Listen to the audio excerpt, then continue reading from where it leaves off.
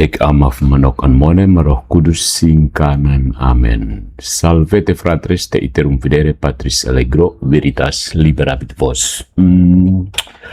Saya mau mengajak kita untuk menunjukkan bahwa pada akhirnya semakin jelas setelah semakin berkoar-koar, kita bisa tahu bahwa problem dari De Quingadas dan kawan-kawan adalah otoritas. Itu kembali ke sola scriptura yang kita bicarakan sejak awal perdebatan antara pendeta Mel Atok dan Romo Cafe. Nah, kita akan lihat pendeta De Quingadas yang terhormat, problem Anda bukan purgatori, problem Anda bukan mariologi, problem Anda adalah otoritas. Let's go, vamonos. Jadi, Veritas liberabit vos, bangkit lihat dan pahami, kebenaran itu bukan milik kita, kitalah yang harus kembali. Ini katekese ini adalah bantahan Katolik atas kerangka Protestan tentang purgatorium dan doa bagi orang mati. Nah, problem bersama kita adalah otoritas. Ada satu hal yang harus dikatakan, diletakkan di atas meja sejak awal ya, sebelum kita bongkar-bongkar yang lain. Perdebatan ini sebenarnya pertama-tama bukan tentang purgatorium, bukan pertama-tama tentang dua Makabe, bukan pertama-tama tentang Onesiphorus, dan bukan pertama-tama tentang doa bagi orang mati. Itu semua penting, tetapi bukan jantung perkara. Jantung perkaranya adalah otoritas, ya. De Quingadas, a.k.a. Om Zeus tanpa kumis, berbicara seolah-olah dia sedang berdiri di ruang netral, memegang kitab suci dengan tangan bersih, lalu mengadili Katolik dari atas mimbar objektivitas. Tetapi sebenarnya dia sedang berdiri di atas panggung Protestan, kanon Protestan, prinsip sola scriptura Protestan, eskatologi Protestan, dan tafsir privat Protestan. Lalu dari sana dia berkata Katolik salah. Tentu saja Katolik tampak salah kalau diukur dengan meteran Protestan. Sama seperti ikan akan tampak gagal kalau dinilai dengan standar memanjat pohon. Ya, masalahnya bukan ikan, masalahnya di ukurannya, meterannya. Begitu. Dan ingat, Protestan bukan posisi netral. Protestan itu posisi bidatnya Katolik. Dibuat oleh orang Katolik sendiri, dan orang Katolik yang buat Protestan itu sudah dianatema. Jadi posisinya tidak netral. Yang pertama, Deki mengakui prinsip Katolik baik, tetapi menolak otoritas Katolik. Nah, dalam uraiannya, dia sebenarnya mengakui sesuatu yang menarik. Dia mengakui bahwa gereja Katolik memiliki prinsip hermeneutik yang baik, memperhatikan maksud penulis suci, genre sastra, konteks historis, situasi budaya, dan kesatuan seluruh kitab suci. Dia bahkan menghubungkan hal itu dengan Dei Verbum 12 dari Konsili Vatikan II. Artinya, dia tahu bahwa Katolik tidak membaca Alkitab secara serampangan dengan sembarangan saja. Ya. Tetapi setelah mengakui itu, dia langsung memukul Katolik dengan tuduhan lama. Masalah Katolik adalah magisterium. Menurut dia, meskipun Katolik punya kitab suci, tradisi, dan magisterium, yang paling menentukan akhirnya adalah magisterium. Maka, dia menuduh Katolik jatuh ke dalam sola paus, sola magisterium, atau sola ecclesia. Tetapi kita perlu tenang sebentar. De Quingadas sedang melakukan trik retoris. Dia menuduh Katolik punya otoritas gereja, seolah-olah itu cacat. Padahal justru itulah bentuk Kristen historis. Iman apostolik diterima dalam gereja, ditafsirkan dalam gereja, dijaga oleh gereja, dan diwariskan oleh gereja. Katolik tidak pernah mengajarkan bahwa magisterium menciptakan wahyu baru. Magisterium bukan tuan atas sabda Allah. Magisterium adalah pelayan sabda Allah. Tetapi pelayan ini bukan pelayan bisu. Dia mengajar, membedakan, menegaskan, dan menjaga kawanan dari tafsir liar. De Quingadas keberatan pada otoritas gereja, tetapi dia lupa, tanpa otoritas gereja, yang tersisa adalah otoritas penafsir privat. Dan penafsir privat itu sering kali bersembunyi di balik kalimat suci. Alkitab berkata.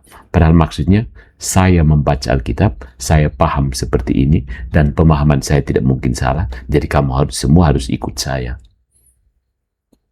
Itulah problem Protestan. Mereka menolak magisterium yang kelihatan, lalu melahirkan magisterium-magisterium kecil yang tidak mau mengaku sebagai magisterium. 1 jam pembicara itu sebenarnya seorang magisterium Protestan sedang mengajarkan tradisi Protestan. Tapi mau mengakunya di mana? Katolik jujur, Protestan tipu-tipu. Yang kedua, Deckingades tidak membantah dari ruang netral, bukan, tetapi dari kerangka Protestan. Dia berkata bahwa doa bagi orang mati tidak ada dalam Alkitab dari Kejadian sampai Wahyu. Tetap perhatikan cara dia membangun argumen. Ketika sampai pada 2 Makabe 12:39-45, dia mengakui bahwa teks itu memang berbicara tentang doa atau persembahan bagi orang mati. Tapi dia langsung berkata, Protestan tidak menerima 2 Makabe sebagai kitab suci, maka teks itu tidak mengikat. Di sini pintu rahasia terbuka, kayak Doraemon pintu rahasianya itu. Masalahnya bukan lagi apakah ada teks yang mendukung doa bagi orang mati, karena 2 Makabe memang ada, dan isinya jelas berbicara tentang tindakan bagi orang mati. Masalahnya berubah menjadi kanon siapa yang berotoritas. Deckingades memakai kanon Protestan 66 kitab, Katolik memakai kanon gereja. Maka ketika dia berkata tidak ada dalam Alkitab, yang sebenarnya dia maksud adalah tidak ada dalam Alkitab menurut daftar kitab Protestan yang saya terima. Itu bukan argumen final, itu namanya presuposisi. Ya, dia masuk ke ruang debat dengan pagar yang sudah dia pasang sendiri, lalu dia berkata, lihat, teks Katolik berada di luar pagar. Tentu saja ya, karena pagarnya sudah dibuat begitu. Pertanyaan yang harus diajukan kepada pendeta Deki itu sebenarnya pertanyaan yang sederhana. Siapa yang memberi Protestan otoritas untuk menetapkan bahwa kanon yang benar hanya 66 kitab? Alkitab tidak turun dari langit dengan daftar isi. Tidak ada halaman pertama bertuliskan daftar resmi 66 kitab Perjanjian Lama dan Perjanjian Baru. Kanon dikenali, diterima, dipakai, dan diwariskan dalam gereja. Maka ketika Protestan menerima kitab suci, tetapi menolak otoritas gereja yang menjaga dan mengenali kanon itu, mereka sedang menikmati buah dari pohon yang akarnya mereka tebang. Itu bukan reformasi, itu amnesia historis. Yang ketiga, Calvin sendiri tidak sesederhana Protestan modern. Dan di sini posisi Calvin penting untuk dimasukkan. Banyak Protestan modern berbicara seolah-olah doa bagi orang mati adalah ciptaan gelap abad pertengahan. Seolah-olah gereja awal tidak pernah mengenalnya. Seolah-olah Katolik bangun suatu pagi, minum kopi di biara, lalu menciptakan doa arwah. Tetapi Calvin tidak sepolos itu. Dalam polemiknya melawan Kardinal Sadoleto, Calvin memang menolak purgatorium Katolik sebagaimana dia pahami pada abad ke-16. Dia mengecam penyalahgunaan, superstisi, ketakutan umat, dan praktek keagamaan yang menurut dia sudah diperbesar menjadi alat kekuasaan Roma. Tapi di tengah serangan itu, Calvin mengakui hal penting. Catat baik-baik. Gereja-gereja kuno memang menyebut orang mati dalam doa-doa mereka. Walaupun menurut Calvin, itu dilakukan secara jarang dan sederhana. Ini penting. Calvin tidak berkata bahwa doa bagi orang mati tidak pernah dikenal gereja kuno. Calvin tidak berkata bahwa penyebutan orang mati dalam doa adalah murni kekafiran. Calvin tidak berkata bahwa semua ini hanya dongeng abad pertengahan. Dia mengakui praktik dasarnya. Yang Calvin tolak adalah perkembangan doktrinalnya dalam purgatorium Katolik. Jadi, Calvin berkata kurang lebih seperti ini. Gereja kuno memang punya praktik menyebut orang mati dalam doa, tetapi Roma telah memperluasnya secara keliru. Itu posisi Calvin. Tapi begitu Calvin mengakui praktik itu, perdebatan berubah, bro. Pertanyaannya bukan lagi apakah gereja kuno mengenal doa bagi orang mati. Calvin sendiri mengakui ada bentuknya. Pertanyaannya sekarang, siapa yang berhak menafsirkan makna praktik kuno itu? Calvin, De Gingadas, Reformed modern, atau gereja historis yang menyimpan liturgi, tradisi, suksesi apostolik, dan kesadaran iman selama berabad-abad? Ya kan? Di sini lagi-lagi problemnya adalah otoritas. Berikutnya, Calvin itu membuka pintu yang sebenarnya mau ditutup murid-muridnya sendiri, penganutnya, termasuk De Gingadas. De Gingadas penganut Calvin kan? Ya, pengikut Calvin. Posisi Calvin menjadi semacam saksi yang tidak sengaja. Dia tidak menerima purgatorium Katolik, tetapi dia mengakui bahwa praktek mendoakan dan menyebut orang mati dalam doa bukan hal asing dalam gereja kuno. Ya kan? Maka klaim Protestan modern bahwa doa bagi orang mati adalah murni ciptaan Roma abad pertengahan jadi retak. Bukan hancur total, tetapi retak cukup besar untuk membiarkan cahaya sejarah masuk. Calvin mau membatasi praktik itu, sederhana, jarang, belum menjadi sistem purgatorium. Tetapi pembatasan itu justru menimbulkan pertanyaan, dengan otoritas apa Calvin menentukan batas itu? Dengan konsili mana, dengan suksesi apostolik mana, dengan mandat eklesial mana, dengan otoritas gereja mana, atau hanya dengan kursi baca, pena polemik, dan keberanian seorang reformator untuk mengadili seluruh memori gereja? Di sini Calvin dan De Gingadas berdiri pada pola yang sama. Mereka menerima sejarah sejauh sejarah itu berguna, lalu mengadili sejarah ketika sejarah itu tidak tunduk pada sistem reformasi. Kemudian doa bagi orang mati itu mengandaikan communio sanctorum, persekutuan para kudus. Katolik berdoa bagi orang mati bukan karena salib Kristus kurang. Ini tuduhan yang sering diulang, tetapi tetap karikatur. Purgatorium bukan kompetitor salib. Purgatorium adalah penerapan buah salib. Yang dimurnikan bukan orang yang mati di luar rahmat Allah. Yang dimurnikan adalah orang yang mati dalam rahmat Allah, tetapi belum sempurna dalam kekudusan. Ya, karena tidak ada yang najis masuk ke hadirat Allah, maka pemurnian itu bukan penghinaan terhadap Kristus, melainkan karya Kristus yang menyelesaikan penyucian manusia sampai tuntas.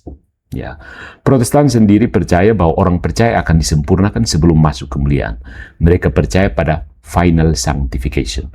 Pertanyaannya hanya kapan dan bagaimana. Ingat, kapan dan bagaimana. Kalau mereka berkata Allah menyempurnakan orang percaya seketika setelah mati, maka mereka sebenarnya sudah menerima prinsip pemurnian pasca kematian. Mereka hanya menolak nama dan kerangka Katoliknya. Ya, itu seperti orang yang berkata begini, saya tidak makan rendang, saya hanya makan daging dengan santan, cabai, dan rempah Minang. Saudaraku, itu rendang, jangan takut dengan namanya. Begitu. Doa bagi orang mati masuk akal dalam tubuh gereja yang tidak diputus oleh kubur. Cintaku tidak kandas di liang kubur. Yang mati dalam Kristus tidak lenyap dari kasih gereja. Mereka bukan file lama yang dipindahkan ke arsip surgawi. Mereka tetap saudara, mereka tetap berada dalam misteri tubuh Kristus. Itu kekristenan yang sejati. Katolik menyebutnya communio sanctorum, persekutuan para kudus. Protestan modern sering mengubah gereja menjadi komunitas pembaca doang. Katolik melihat gereja sebagai tubuh, mempelai, ibu, dan sakramen keselamatan. Maka doa bagi arwah bukan sentimentalitas murahan. Itu adalah kasih gereja yang tetap menyebut nama anak-anaknya di hadapan Allah. Kasih tidak pensiun di depan kuburan. Cintaku tidak dihalangi oleh liang lahat. Doa tidak berhenti hanya karena napas sudah berhenti. Yang berikut 2 Timotius 1:16-18 dan Onesiphorus. Ini titik perbedaan tafsiran. Ya. Calvinisme membaca dengan rem tangan yang ditarik. Teks 2 Timotius ini tentang Onesiphorus itu penting. Paulus berkata bahwa kiranya Tuhan menunjukkan rahmatnya kepadanya pada harinya. Katolik dan Ortodoks sering melihat teks ini sebagai indikasi bahwa Paulus mendoakan Onesiphorus. Kemungkinan setelah dia meninggal. Kenapa? Karena Paulus menyebut keluarga Onesiforus. Lalu kemudian berbicara tentang Onesiforus sendiri dengan nada memorial, seolah dia sudah tidak hadir lagi. Deki menolak ini. Dia berkata teks itu tidak eksplisit menyatakan Onesiforus sudah mati. Ingat kata kunci, eksplisit. Maka menurut dia teks itu tidak bisa dipakai sebagai dasar doa bagi orang mati. Ya, kalau teks itu tidak bisa, ada banyak lain lagi. Gampang sebenarnya. Berdoa untuk orang mati kan. Yesus sendiri berdoa, Lazarus keluar. Itu sudah, itu dulu. Ya. Intinya bahwa ada doa kepada orang mati. Petrus berdoa untuk membangkitkan Tabita. Berdoa kepada orang mati kan. Ya, tapi nanti proses akan, oh itu konteksnya lain. Tidak, intinya ada doa untuk orang mati dulu. Ya. Itu bukan bantahan final ya, itu strategi bertahan sebenarnya. Dan di sini lagi-lagi terlihat kerangka Protestan yang bekerja. Karena sistem Protestan sudah lebih dulu menolak doa bagi orang mati, maka teks yang berpotensi membuka ruang bagi praktik itu harus ditahan, dipersempit, dan dibuat tidak berbicara terlalu jauh. Ya. Ingat Yesus dan Musa dan Elia kan? Ya, salah satu contoh lagi itu. Jadi bukan teks yang memimpin sistemlah yang memasang pagar di sekitar teks. Katolik tidak mengatakan bahwa 2 Timotius ini 1:16-18 sendirian saja, sola 2 Timotius untuk purgatorium, tidak. Ya. Bukan hanya satu teks ini, seperti kalian menuduh dengan Wahyu 12 itu juga keliru. Tidak ada teks sendirian untuk membuktikan seluruh doktrin purgatorium. Teks itu menunjukkan bahwa permohonan rahmat bagi seseorang pada hari Tuhan bukan hal asing dalam horizon apostolik. Kalau dibaca bersama 2 Makabe, liturgi kuno, kesaksian para bapak gereja, dan iman akan persekutuan para kudus, maka gambarnya menjadi masuk akal. Protestan memotong semua unsur itu satu persatu, lalu berkata, lihat gambarnya hilang. Tentu saja hilang karena mosaiknya dibongkar. Mosaiknya bongkar buang aja, gambarnya tidak terlihat. Ya. Kemudian ini ada ungkapan dalam bahasa Latin, abusus non tolit usum. Penyalahgunaan tidak membatalkan penggunaan. Ya. Calvin menyerang penyalahgunaan purgatorium pada abad ke-16. Itu harus dipahami dalam konteks sejarah. Ada kritik yang bisa dimengerti. Ada praktik pastoral yang memang perlu dibersihkan. Gereja sendiri tidak menutup mata terhadap kebutuhan reformasi internal. Tetapi prinsip klasik tetap berlaku. Abusus non tolit usum. Penyalahgunaan tidak membatalkan penggunaan. Kalau ada penyalahgunaan indulgensi, itu tidak membatalkan doktrin pemurnian. Kalau ada imam korup, itu tidak membatalkan imamat. Kalau ada pengkhotbah Protestan menjual minyak urapan, itu tidak membatalkan doa. Kalau ada pendeta memeras jemaat dengan ayat Alkitab, apakah Alkitab harus dibuang? Tentu saja tidak, bukan? Jadi, ketika Calvin mengecam penyalahgunaan, Katolik bisa menjawab, baik, penyalahgunaan harus dibersihkan. Tetapi membersihkan rumah bukan berarti membakar fondasinya. Please don't throw the water with the baby with the water. Don't throw the baby with the water. Lukas mandi habis anak, lu buang bayi 1 kali dan air cuci, air mandi. Masalah reformasi adalah sering melihat debu lalu merobohkan bangunan. Katolik melihat debu lalu ambil sapu dan bersihkan. Itu bedanya reformasi sejati dan pemberontakan eklesial. Ya. Kemudian pendeta Deckengades mengira dia membela Alkitab, padahal dia membela format Protestan. Jadi dia berkata bahwa Katolik membuat dogma dulu lalu mencari ayat. Tuduhan ini enak sekali didengar oleh pendukungnya, tetapi secara akademik dangkal. Ya. Semua teologi bekerja dengan kerangka, Protestan juga. Ketika Protestan membaca Yohanes 6 dan menolak realisme ekaristis, dia membaca dengan kerangka. Ketika Protestan membaca Matius 16 dan menolak otoritas Petrus, dia membaca dengan kerangka. Ketika Protestan membaca 2 Makabe dan berkata, bukan kitab suci, dia membaca dengan kerangka. Ketika Protestan membaca Onesiforus dan berkata, belum tentu mati, dia membaca dengan kerangka. Masalahnya bukan bahwa Protestan punya kerangka, semua orang punya kerangka. Masalahnya adalah Protestan sering pura-pura tidak punya kerangka. Mereka menyebut kerangka Katolik sebagai tradisi manusia, tetapi kerangka reformasi mereka sebut ajaran Alkitab. Itu tidak jujur. Ya, Katolik setidaknya jujur. Kitab suci, tradisi suci, dan magisterium tidak dipisahkan seperti tiga batu asing. Ketiganya berada dalam satu ekonomi pewarisan iman. Gereja tidak berada di atas sabda Allah, tetapi gereja adalah tempat sabda Allah diterima, dijaga, dirayakan, dan ditafsirkan secara otentik. Pendeta Dekengaras menolak ini, lalu menggantinya dengan tafsir Protestan. Maka pusatnya tetap otoritas. Bedanya, otoritas Katolik terlihat dan bertanggung jawab secara historis. Otoritas Protestan sering menyamar sebagai Alkitab saja, padahal isinya adalah tafsir mazhab tertentu. Jadi apa yang dilakukan Dekengaras pada pembicaranya? Bertindak sebagai magisterium Protestan untuk mengajarkan tradisi Protestan kepada audiens Protestan, sambil pura-pura seolah-olah itu Alkitab saja. Nah, ini pertanyaannya harus dikembalikan kepada pendeta Dekengaras dan kawan-kawan yang suka sekali mengusik Katolik. Kepada Anda sekalian, pertanyaan Katolik bukan hanya di mana ayat purgatorium. Pertanyaan yang lebih mendasar adalah ini. Dengan otoritas apa Anda menentukan kanon? Dengan otoritas apa Anda menolak dua Makabe?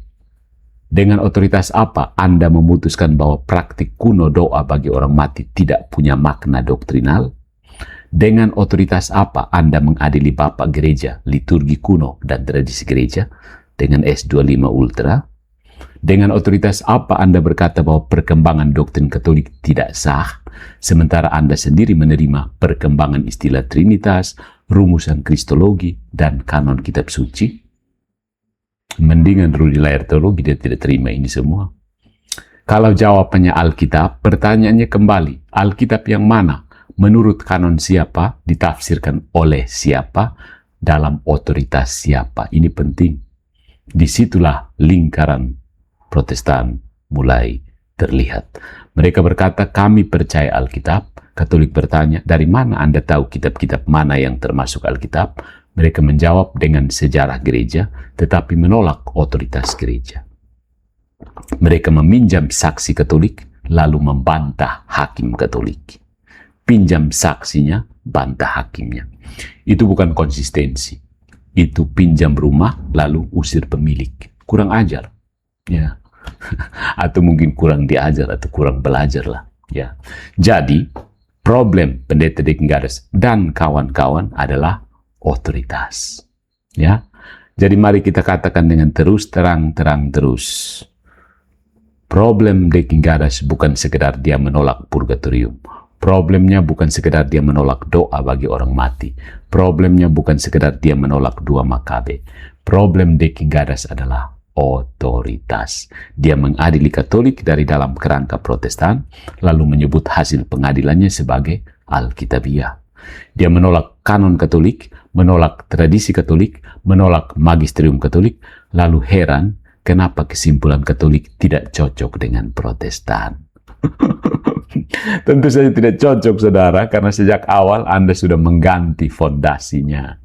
Calvin sendiri menunjukkan bahwa sejarah tidak sesederhana slogan Protestan modern. Dia menolak purgatorium Katolik, tetapi mengakui bahwa gereja kuno menyebut orang mati dalam doa.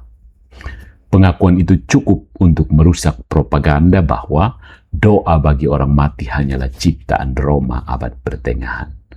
Jadi pertanyaan akhirnya bukan, apakah purgatorium cocok dengan kerangka Protestan? Jawaban jelas tidak. Pertanyaan yang benar adalah, apakah kerangka Protestan punya otoritas apostolik untuk mengadili gereja yang melahirkan, menjaga, dan mewarisi kitab suci?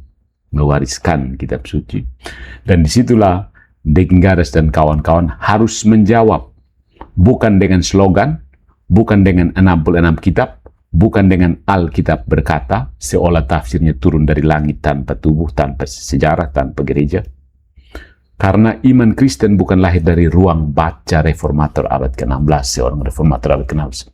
Iman Kristen tidak muncul di abad ke-16.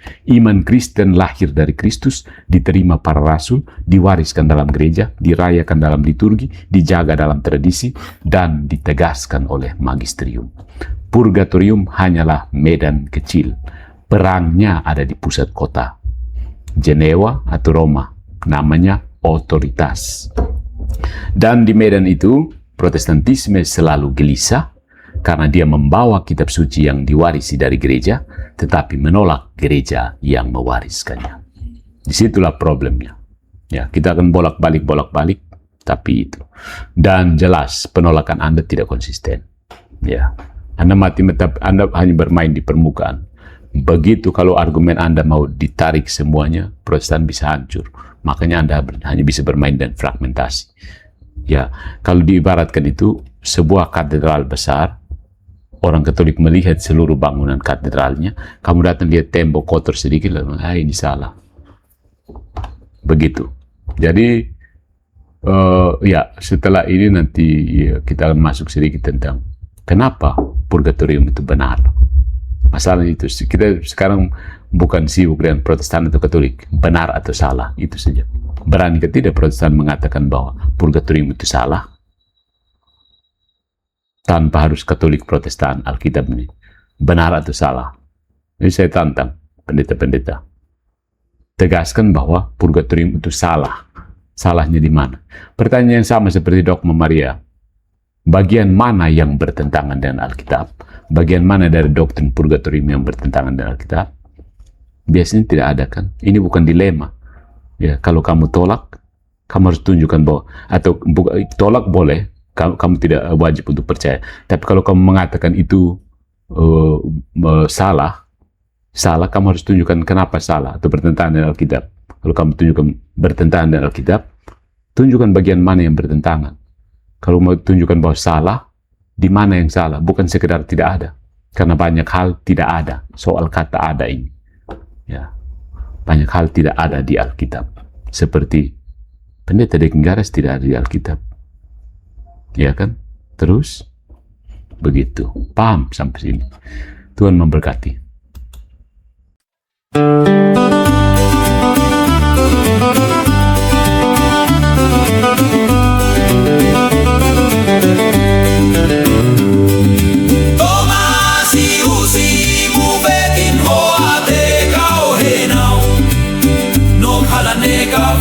Natuin hoa Funau matak mitnalali hotetus Leho muloitan biale ufufsin matan Tomasi usi mufetin hoa te kau henau Nom halanekaf natuin hoa Funau matak mitnalali hotetus Leho muloitan biale ufuf sin matan Pinalehentana le ufuf bian Mamfania pinat neo hoto Israel